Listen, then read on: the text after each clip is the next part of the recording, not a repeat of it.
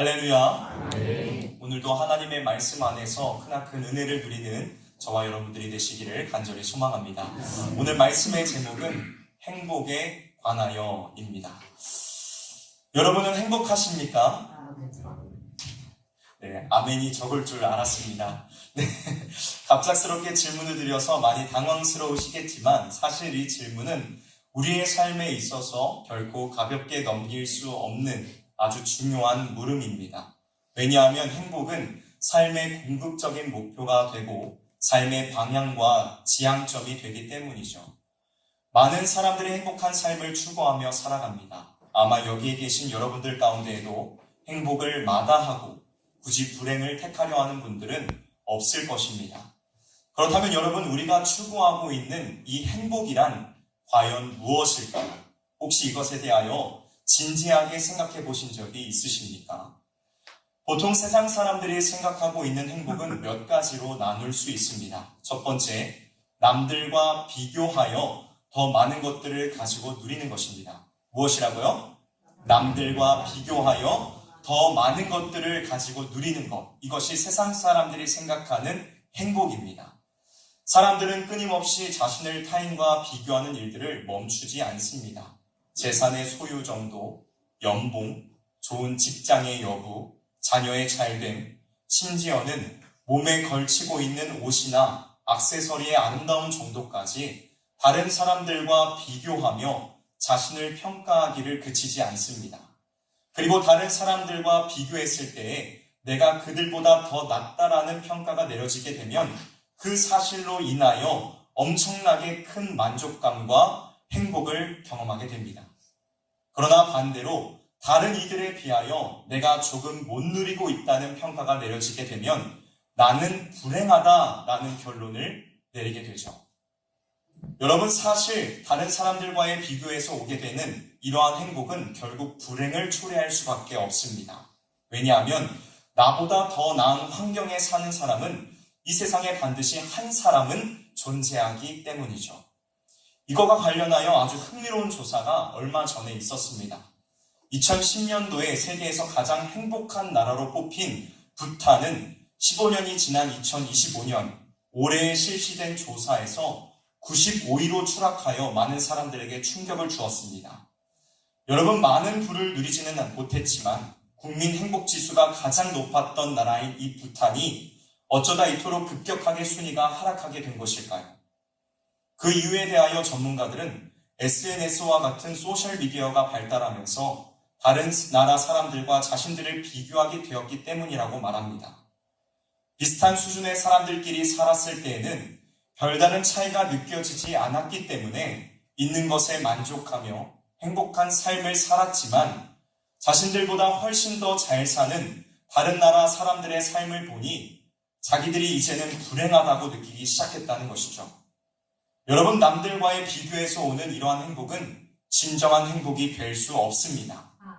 남과 비교하는 일의 종착점은 불행이라는 사실을 우리는 반드시 기억하며 진정한 행복이란 무엇인가에 대하여 깊이 생각해 보아야만 합니다. 다음 두 번째로, 세상 사람들이 말하는 행복은 걱정 없이 내면의 평온함으로 사는 것을 말합니다. 무엇이라고요? 걱정 없이 내면의 평온함으로 사는 것을 말합니다. 로마의 스토아파 철학자인 세네카는 그에 져서 행복론에서 행복에 대하여 이렇게 정의합니다. 행복이란 이성과 덕을 따르는 삶에서 오는 내면의 평온함이다. 우리는 다른 사람들에게 피해를 주지 않으며 걱정이 없는 평온한 삶을 사는 것을 행복이라고 생각하기가 쉽습니다. 그러나 여러분, 이러한 삶을 사는 것이 과연 진정한 행복일까요? 진정한 행복이라고 말할 수 있을까요? 누가복음 16장에서 예수님은 한 부자의 비유를 말씀하십니다. 이 부자는 평생 먹고 살 만큼의 재물을 가지고 있었으며 아주 평온한 삶을 살아가고 있었죠. 누가복음 16장 19절의 말씀입니다. 한 부자가 있어 자색 옷과 고운 베옷을 입고 날마다 호화롭게 즐기더라. 이 부자는 크나큰 행복을 누리며 살아가고 있는 것처럼 보였습니다. 그러나 여러분도 잘 아시다시피 이 부자의 끝은 어떻게 되었습니까? 죽음을 맞이하게 되었고 그의 모든 행복은 한순간에 산산조각나고 말았습니다. 사랑하는 성도 여러분, 단순히 걱정 없는 편안한 삶을 살아가는 것도 우리들에게 있어서 진정한 행복이 되지 못합니다. 물론 주변 사람들과 관계가 좋고 모든 것이 풍족하여 걱정 없는 편안함을 누리며 산다는 것은 분명 우리들에게 있어서 많은 위로와 행복을 가져다 주기도 할 것입니다. 그러나 이러한 행복도 일시적인 것이지 절대로 영원하지 않다는 것을 우리는 반드시 기억해야 합니다. 일시적인 평안함은 진정한 행복의 근거가 될 수 없습니다. 세 번째로 세상 사람들이 말하는 행복은 우연하게 찾아오는 것을 말합니다. 행복이라는 단어의 영어와 한자어의 뜻의 어근에는 우연이라는 의미가 담겨져 있습니다. 즉 세상 사람들에게 있어서 행복이란 우연한 기회에 찾아오는 것을 말한다는 것입니다. 이것을 조금 다르게 말하면 행복은 누구에게나 보장되어 있는 것이 아니며 어떤 사람들은 평생토록 누릴 수 없는 것을 의미하기도 한다는 것이죠. 여러분, 우리의 행복이 이 우연에만 달려있는 것이라면 얼마나 잔인한 일입니까? 모든 사람들에게는 단 한 번의 삶이 주어지는데 그 단 한 번의 삶을 사는 동안 행복을 전혀 경험해보지 못한다면 이 얼마나 슬픈 일입니까? 그러므로 우리에게는 분명하고 변하지 않는 진정한 행복이 필요합니다. 그리고 진리의 말씀, 이 하나님의 말씀인 성경 안에는 진정한 행복이 무엇인가에 대한 말씀이 담겨져 있습니다. 오늘 이 말씀 안에서 참된 행복, 변하지 않는 행복, 진정한 행복을 발견하여 누리는 저와 여러분들이 되시기를 주님의 이름으로 간절히 소망합니다. 먼저 성경에서 말씀하고 있는 행복이란 믿음이 의로 여겨져 죄가 가려짐을 받는 것을 의미합니다. 행복이란 무엇이라고요? 믿음이 의로 여겨져 죄가 가려짐을 받는 것을 의미합니다. 오늘 본문 6절에서 8절의 말씀을 우리가 다 같이 한 목소리로 읽어보도록 하겠습니다. 로마서 4장 6절에서 8절까지의 말씀입니다. 우리 함께 읽어보도록 하겠습니다.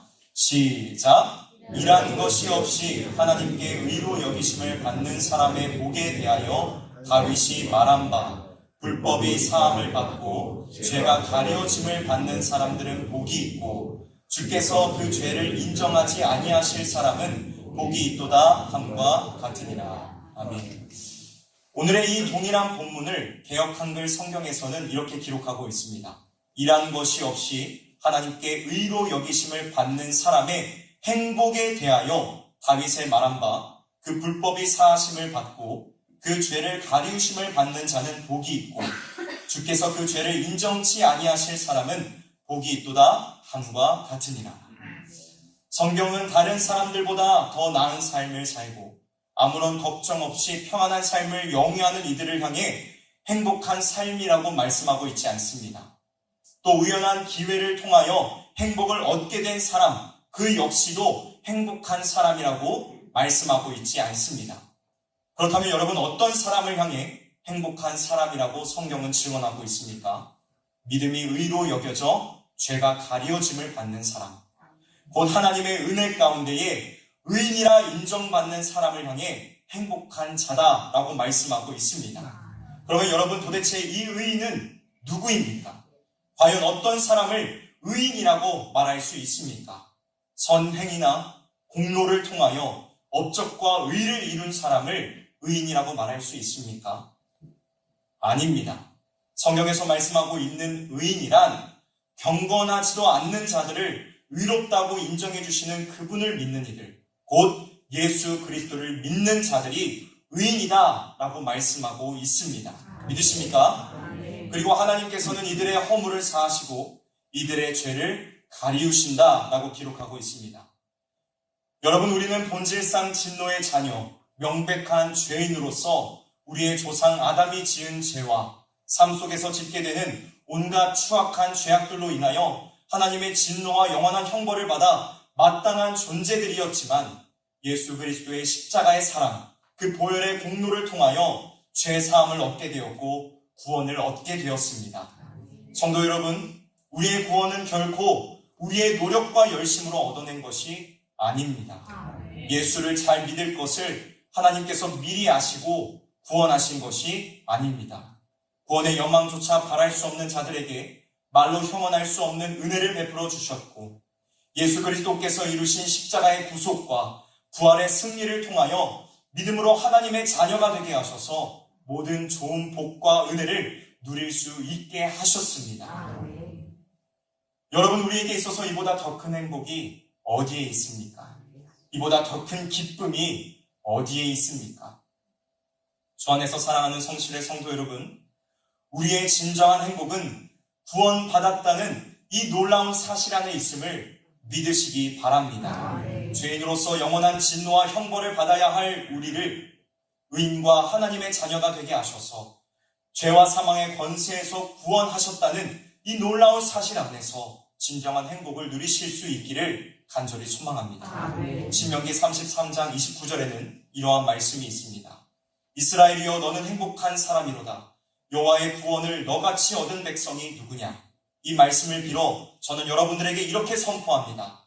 성실교회 성도들이여, 여러분은 행복한 사람입니다. 여호와의 구원하심을 여러분과 같이 얻은 백성은 누구입니까? 하나님의 그 놀라운 사랑을 받는 행복된 백성인 여러분들이여, 구원받았다는 그 사실 안에서 기쁨과 행복을 누리시기를 주님의 이름으로 간절히 소망합니다. 다음 성경에서 말하는 진정한 행복이란 하나님의 보호하심을 받는 것입니다. 오늘 본문 말씀인 로마서 4장 7절에서 8절의 말씀은 시편 32편 1절에서 2절에 다윗의 시를 인용한 것으로, 이어지는 시편 32편 7절에서 다윗은 이렇게 노래합니다. 주는 나의 은신처이오니 환난에서 나를 보호하시고 구원의 노래로 나를 두르시리이다. 또 시편 34편 8절에서는 이와 같이 고백합니다. 너희는 여호와의 선하심을 맛보아 알지어다. 그에게 피하는 자는 복이 있도다. 여러분, 하나님께서는 그분의 백성들을 지키시고 보호하시는 분이십니다. 하나님은 우리의 피할 바위가 되시고 산성이 되시며 피난처가 되시는 분이십니다. 한치 앞도 알 수 없는 이 세상을 우리가 어떻게 살아갈 수 있습니까? 우리의 지혜와 지식, 경험만으로 살아갈 수 있습니까? 또 우리가 가진 능력으로 능히 우리 자신과 가족들, 사랑하는 사람들을 지켜낼 수 있습니까? 아니요, 할 수 없습니다. 우리가 험악한 세상을 살아가기 위해서는 전능하신 하나님의 보호하심이 반드시 있어야 합니다. 시편 121편 7절로 8절에 하나님께서는 우리에게 분명 약속하셨습니다. 우리 함께 찾아볼까요? 시편 121편 7절에서 8절 말씀입니다. 시편 121편 7절에서 8절의 말씀입니다. 시편 121편 7절에서 8절의 말씀입니다.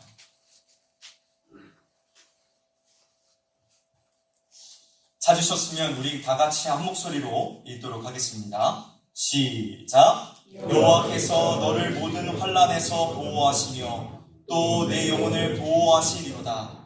여호와께서 너의 출입을 지금부터 영원까지 지키시리로다. 아멘. 사랑하는 성도 여러분, 우리가 행복한 사람인 이유는 하나님께서 우리의 보호자가 되시기 때문입니다. 우리의 보호자는 졸지도 아니하시며 주무시지도 않으십니다. 그리고 우리를 돌보시되 끝까지 지키시고 책임지시는 아주 선하시고 인자하신 분이시라는 사실을 잊지 않으시기를 바랍니다. 이 놀라운 사실 안에서 행복을 누리는 우리 모두가 되기를 원합니다. 진정한 행복의 근거는 오직 하나님께 있습니다.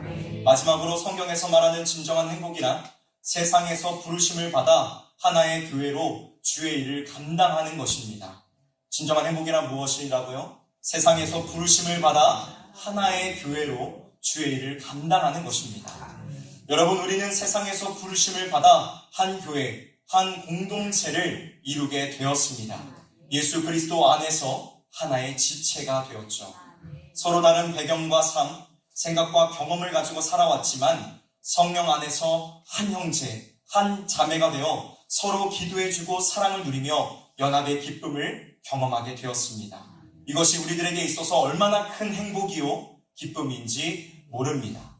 또 우리가 주님의 몸된 교회에서 직분과 사명을 가지고 주의 일에 쓰임을 받고 있다는 사실, 이 역시도 우리에게 있어서 얼마나 큰 감사와 행복인지 모릅니다. 만삭되어 나지 못한 자, 죄인 중에 괴수인 나를 부르사 주의 일꾼 삼으신 하나님의 은혜와 사랑에 감사하며 그 안에서 행복을 누리는 저와 여러분, 우리 모두가 되기를 주님의 이름으로 간절히 소망합니다. 공동의회로 피택되신 분들이나 또 장로로서, 목사로서, 안수집사로서, 또 권사로서, 집사로서 직분을 맡고 계신 여러분들이요, 하나님께 쓰임받고 있다는 그 사실 자체 안에서 놀라운 행복과 은혜를 누리시기를 주님의 이름으로 간절히 소망합니다. 의무감으로 감당하지 마십시오. 하나님께서 주시는 행복이라는 사실을 기억하며 사명감 안에서 충성하실 수 있는 저와 여러분들이 되시기를 주님의 이름으로 간절히 소망합니다. 말씀을 마무리하도록 하겠습니다. 세상에서 말하는 행복은 상황과 환경에 의하여 변하지만 하나님으로부터 주어지는 행복은 절대로 변하는 법이 없습니다. 그리고 그 행복을 누리고 있는 우리는 진정 행복한 사람들입니다. 이 시간 옆에 계신 분들을 바라보실까요? 그리고 우리가 함께 고백하기를 원합니다. 우리는 행복한 사람들입니다. 우리는 진정 행복한 사람들입니다. 죄인인 우리를 구원하셔서 하나님의 자녀로 삼아주시고 우리의 보호자가 친히 되어주시며 교회로 하나가 되게 하신 그 하나님 안에서 참된 행복을 누리는 저와 여러분들이 되시기를 주님의 이름으로 간절히 소망합니다. 기도하도록 하겠습니다.